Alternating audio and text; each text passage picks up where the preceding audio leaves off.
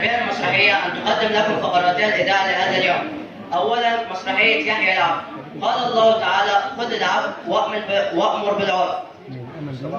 بسم الله الرحمن الرحيم. إن هذه المسرحية تعالج قضية خطيرة في الصعيد، إنها قضية توارثتها الأجيال عبر العصور وهي الثأر، ونحن إذ نعرض هذه المسرحية ونعالج بها هذه القضية ونبين أهمية العلم في القضاء على هذه الظاهرة، ونبين خطورة الإرهاب الناتج عن هذا التخلف والعنف، وهي من تأليف الأستاذ أبو العز حشمت سعودي كبير معلمين اللغة العربية، وتحت إشراف أستاذة إلهام رفعت مشرف تربية مسرحية، وأداة طلاب مدرسة النبوي المهندس.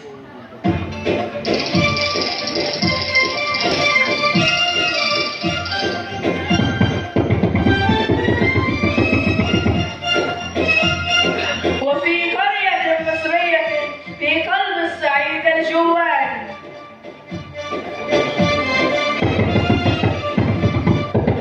يا بوي، هما بيت ابو دياب وبيت ابو هديه مش هيجيبوها الارض.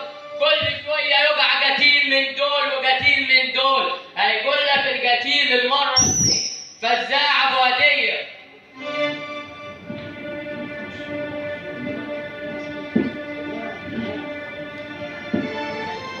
هيقولوا ايه؟ اخوي فزاع قتلوه. يمين بالله لا خطاره من احسن واحد بيت ابو دياب، الواد الدكتور اللي اتعلم برا. الحق يا ولد، قول لاخوي الدكتور عوض ما يجيش البلد دي تاني. ده ولد ابو هديه عايزين يقتلوه هو بالذات. مش هتلحقوا تقولوا له، ده الدكتور عوض نزل البلد ووصل البيت.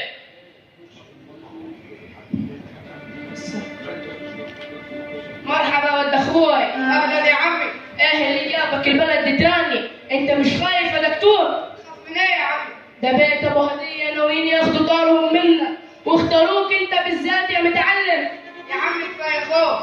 انا طلبت نقلي علشان اشتغل في مستشفى البلد، علشان اساعد الناس الغلابه في البلد. ناس ايه وغلابه مين؟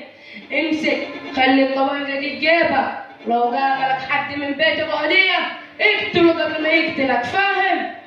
لا يا عم، انا مش هشيل سلاح معايا. انا ايدي اتخلقت علشان تتمد بالخير وتعالج الناس، مش علشان تقتلهم. بعد اذنك يا عم انا رايح المستشفى.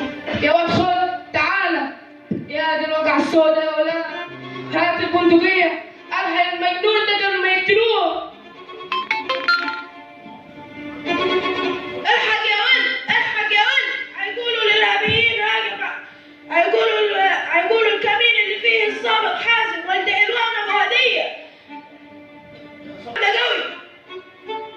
استر يا رب، استر يا رب، جيب العواقب سليمه يا رب. استر يا رب، جيب العواقب سلم يا رب، سلم يا رب. استر يا رب. الحمد لله انقذنا الضابط، الشكر والفضل لله، ثم للدكتور عوض اللي برأه بالدم عشان ينقذه من الموت. هو مين الدكتور عوض ده عشان اشكره؟ هو جديد ولا ايه؟ الحمد لله على سلامة ابنك يا عم الحاج. مين؟ عوض ولد سالم ابو دياب. انت اللي انقذت حياة ولدي وكمان عطيته دمك. يا ولاد شوفوا ربنا، ده انا كنت بدور عليك عشان اقتله. حكمتك يا رب، اللي عايز اقتله ينقذ ولدي. الإعدادية بنين بسوهاج تقديم عروضات تالية على السادة الحضور في مسابقة مبادرة بمسك القيم تبنى الأمم. تسر أسرة التربية الاجتماعية لمدرسة الدكتور النبوي المهندس أن تقدم لكم فقراتان إذاعية لهذا اليوم. أما بعد، أولا مشهد لا للتنمر. قال الله تعالى: يا أيها الذين آمنوا لا يسخر قوم من قوم عسى أن يكونوا خيرا منهم. والآن مع مشهد لا للتنمر والطلاب.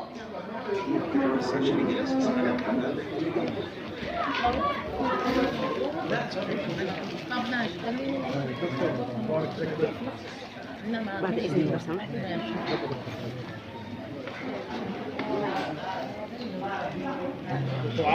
ايه يا باشا، منور الدنيا يا جماعه. لو سلام. عاملين ايه؟ عامل ايه يا احمد؟ عاملين ايه يا رجاله؟ الحمد لله يا عبد الله. ايه؟ تمام الحمد لله. سألني يا أخوي. ماشي يلا. ازيكم شباب؟ لا عامل ايه؟ ازيك يا محمود عامل ايه؟ ازيك محمود؟ عارف العب معاكم؟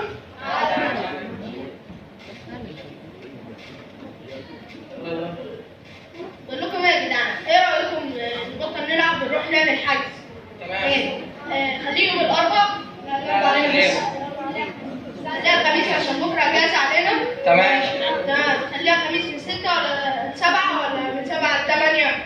7 ل 8. خليها من 7. تمام من 7 ل 8. يلا بينا نلعب. ازيك عامل ايه يا محمود؟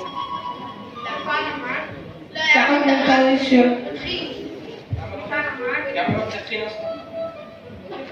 يا عم انت مالكش غالي. مش هتلعب معانا يا تخين. لا انت تخين. لا يا عم انت تخين اكتر. ايه ده بصوا حسام جاي من بعيد اهو. ازيك يا حسام؟ حسام. يا حسام. كابتن الفريق اهو. الحمد لله. تلعب معانا؟ ايوه تمام. تمام. بس انت مش عايزين نلعب معانا. ده تخين يا عم سيبك. لا ده صاحبنا زينا زيكم عادي. هو تخين. خير يا عم ما بيعرفش. مفيش فرق، ما ينفعش الفرق ما بين بس هو تخين. لا مش هيعرف يلعب. لا ما عادي يلعب معانا، مفيش فرق ما بين تخين ورفيع ولا قصير ولا طويل. يلا نصحوا ما ينفعش كده. يلا يلا نصالحه. تعال خلاص العب معانا. تعال. العب معاكم؟ تعال. يلا تعالى. بص بقول لك ايه، في حجز هيتعمل يوم الخميس من الساعة 7 ل 8، تيجي معانا؟ نيجي معاك. تمام. طب يلا. يلا بينا نلعب. يلا.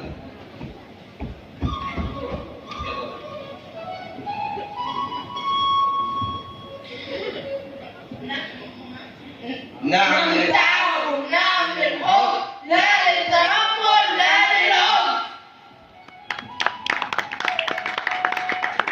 تعالى يؤتي الحكمة من يشاء، ومن يؤتى الحكمة فقد أوتي خيرا كثيرا. والآن مع فقرة الحكم والأخلاق والطلاب.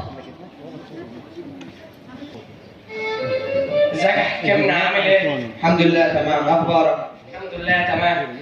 انا عندي شوية اسئلة ينفع تجاوبني عليهم؟ طبعا اتفضل. تمام ماشي. يا حكمنا، من هو الشاعر اللي بيتكلم عن الاخلاق؟ الشاعر هو احمد شوقي امير الشعراء. طب ايه هو البيت اللي بيتكلم عن الاخلاق؟ البيت الشعري هو انما الامم الاخلاق ما بقيت فانهم ذهبت اخلاقهم ذهبوا. طب ايه هو مصدر الاخلاق الاسلامية؟ مصدر الاخلاق الاسلاميه هو الوحي. طب يا حكمنا ايه هي خصائص الاخلاق؟ خصائص الاخلاق هي التوازن المطلوب ما بين شهوات الانسان ورغباته الذي وضعت طبقا للشريعه الاسلاميه. طب يا حكمنا ايه الصفات التي ترتبط بمكارم الاخلاق؟ الصفات التي ترتبط بمكارم الأخلاق هي الصدق والأمانة والشجاعة والمروءة والمودة والاعتدال والكرم. تمام يا حكمنا. طب ربنا ذكر الانسان ان ليه عورتين، كل منهما ستر، ينفع تقولهم لي؟ طبعا ينفع أقولهم لك. أولا عورة الجسد وسترها بالملابس، وعورة النفس وسترها بالأخلاق. تمام ماشي. طب ايه هي فوائد الاخلاق يا حكمنا؟ فوائد الأخلاق هي قرب الإنسان من الله ويعلو من قيمته وينقذه من النار ويحول العدو إلى صديق. تمام ماشي شكرا.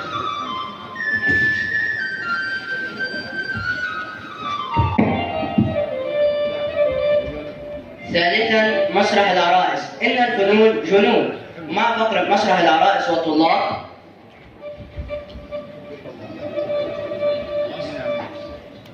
اليوم سوف نعرض لكم قصة الراعي الكذاب لتكون لنا عبرة.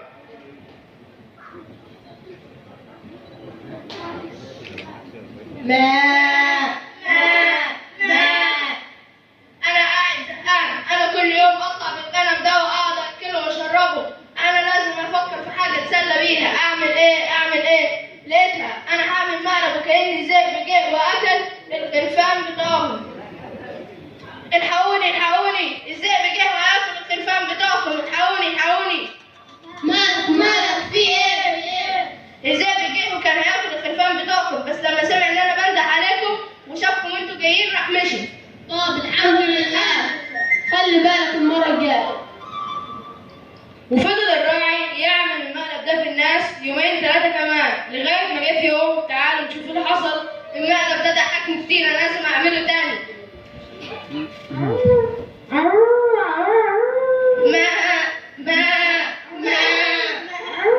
الحقوني ازاي بجاي اكل الخرفان بتوعكم؟ الحقوني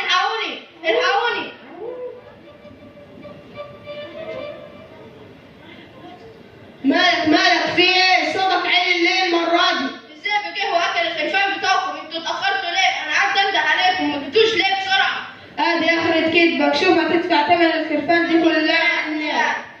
يا ريتني ما كدبت. وادي اخرة الكذاب اللي بيكذب مرة محدش بيصدقه تاني ابدا.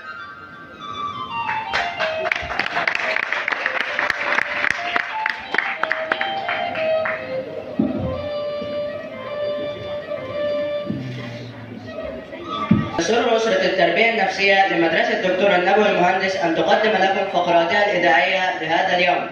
أما بعد، أولا مسرحية الصداقة والوفاء. الصداقة كنز من كنوز الدنيا، إذا امتلكناها امتلكنا كل شيء، والوفاء سمة الأنقياء، إذا عمل الإنسان بها الناس يكسب ودهم ويأمن شرهم، فتزيد المحبة في قلوب المحبين وينزع الغل من قلوب المبغضين. والآن مع مسرحية الصداقة والوفاء والطلاب. بسم الله الرحمن الرحيم. إن الصورة الحقيقية للمجتمع المصري هي أنه وحدة واحدة مترابطة في السراء والضراء، مسلم أو مسيحي، يدا واحدة في حلوها ومرها. نقدم مشهدا إنسانيا لا يفرق بين أبناء مصر، بل يزيده قوة ويوضح أثر الصداقة والوفاء، وهي بعنوان رب أخ لك لم تلده أمك، من تأليف الأستاذ أبو العز حشمت سعودي كبير معلمي اللغة العربية، مقتبس من قصة حقيقية. إشراف التربية المسرحية الأستاذة إلهام رفعت، أستاذ محمد السيد الأخصائي النفسي.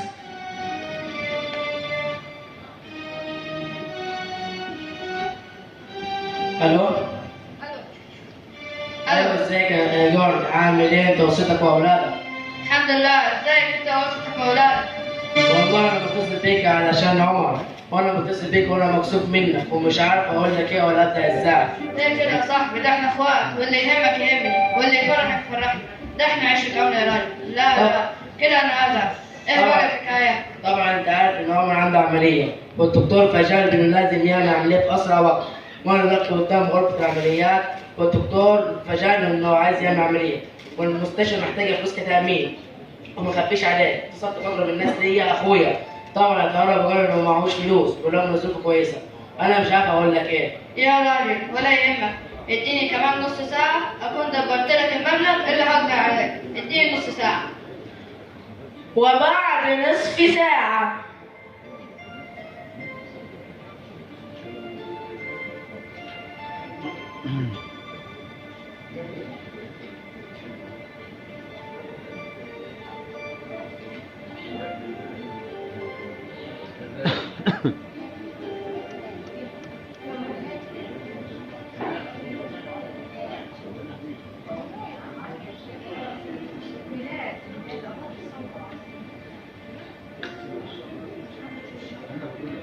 كده برضه يا صاحبي، كده تخليني اتكل عليك. ابقى اعمل ايه يا ربي دلوقتي؟ عين عليك تاني.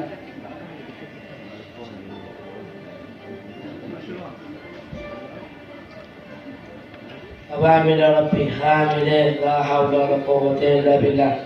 عين عليك تاني يمكن يا رب.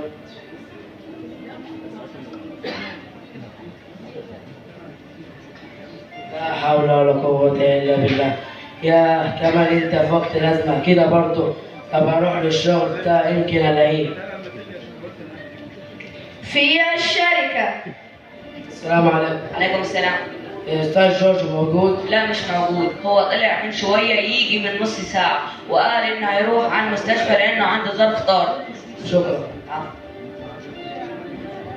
لا حول ولا قوة إلا بالله. لا حول ولا قوة إلا بالله. آمين يا ربي، آمين يا رب. طيب أروح المستشفى تاني. في المستشفى. يا بابا انت جيت. الحمد لله عمر دخل العمليات بعد ما جه عم جورج ودفع التأمين، هو دلوقتي في الحسابات.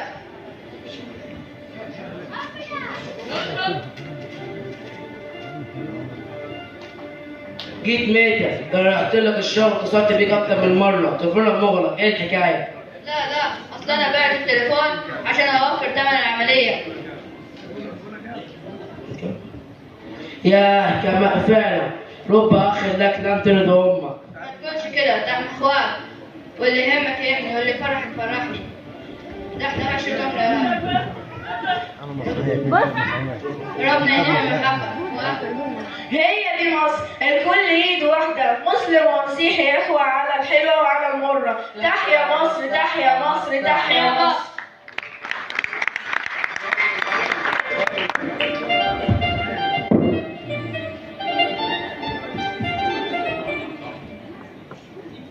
تسر أسرة اللغة الإنجليزية لمدرسة دكتور النبوي المهندس أن تقدم لكم فقراتين إذاعية لهذا اليوم.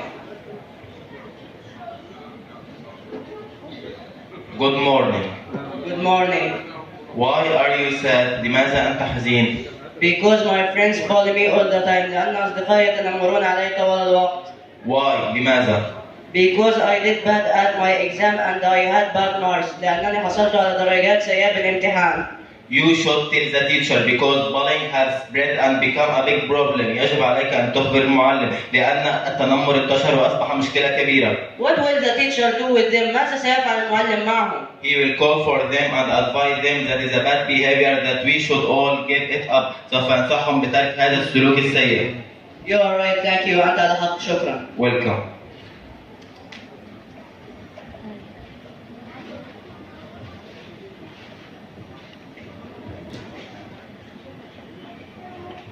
Hey, what are you doing? ماذا تفعل؟ What? I am just throwing a paper. أنا فقط أرمي ورقة. This is not our values. هذه ليست قيمنا. What do you mean? ماذا تعني؟ We should keep our streets clean. We should help each other. يجب علينا أن نحافظ على نظافة شوارعنا. يجب علينا أن نساعد بعضنا. You are right. Thank you. أنت على حق. شكرا لك. You are welcome. على الرحب والسعة.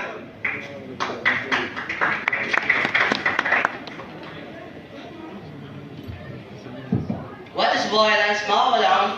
It's an expression of aggression. هو تعبير عن العدوانية.